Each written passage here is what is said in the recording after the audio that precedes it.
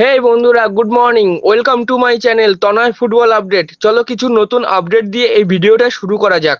বন্ধুরা, অবশেষে কিন্তু আসতে চলেছে লিও মেসি এবং তার আর্জেন্টিনা টিম। হ্যাঁ বন্ধুরা, আগামী অক্টোবর নভেম্বরের ফিফা উইন্ডোতে কিন্তু ভারত সফরে আসতে চলেছে আর্জেন্টিনান টিম। এরকমই কিন্তু জানিয়েছে কেরালা ক্রীড়া মন্ত্রী ভি আব্দুর রহমান।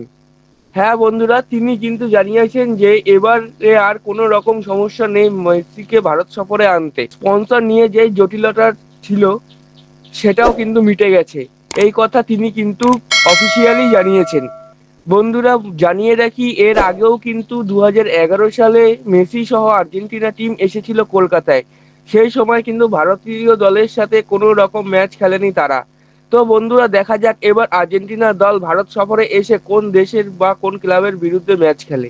বন্ধুরা, এই নিয়ে যদি কোনো রকম আপডেট পাই তাহলে আমি পরবর্তী কোনো ভিডিওতে জানিয়ে দেব। বন্ধুরা, পরবর্তী আপডেটটি হলো নেইমারকে নিয়ে। বন্ধুরা, নেইমারের সময়টা কিন্তু একদমই ভালো যাচ্ছে না।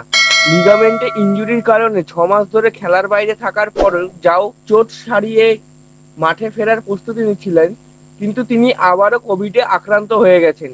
হ্যাঁ বন্ধুরা, ঠিকই শুনছো।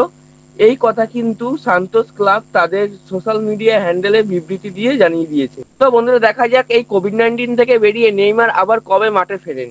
বন্ধুরা, এবার কথা বলা যাক উয়েফা নেশনস লিগ নিয়ে।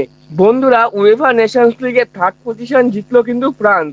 হ্যাঁ বন্ধুরা, জার্মানিকে তারা 2-0 গোলে হারিয়েছে। এবং গত রাত্রে হওয়া ফাইনালে কিন্তু পর্তুগাল স্পেনকে পেনাল্টিতে হারিয়ে জয়লাভ করে এবং 2024-25 মরশুমের উয়েফা নেশনস লিগের শিরোপা কিন্তু ঘরে তুলে নিল দ্বিতীয়বারের মতো। বন্ধুরা, এই ছিল আজকের আপডেট। যদি ভিডিওটা ভালো লেগে থাকে তাহলে লাইক, কমেন্ট, শেয়ার করো এবং চ্যানেলটা অবশ্যই সাবস্ক্রাইব করো এবং আমার ফেসবুক পেজ ও ইনস্টাগ্রাম আইডিটা ফলো করে রাখো সবার আগে আপডেটগুলি পাওয়ার জন্য। জয় হিন্দ, জয় ভারত।